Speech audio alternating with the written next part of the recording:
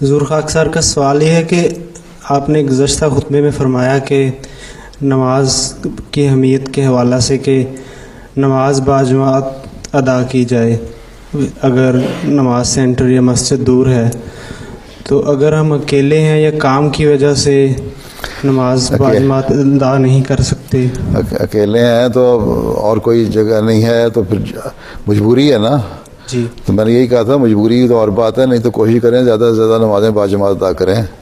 حدیث میں تو آیا اگر تم صحرا میں جا رہے ہو اور وہاں نماز کا وقت ہو گیا ہے تو تم اذان دے دو وہاں، حالانکہ تم کسی کو بھی نہیں دیکھ رہے، سب کھلا میدان نظر آ رہا ہے، کوئی نظر نہیں آ رہا نا، اذان دو. شاید کوئی بھولا بسرا مسافر کسی جگہ چھپا بیٹھا ہو کسی درخت کے نیچے یا کسی ٹیلے کے پیچھے، وہ تمہاری اذان کی بات سن کے آ جائے اور نماز تمہارے ساتھ پڑھ لے.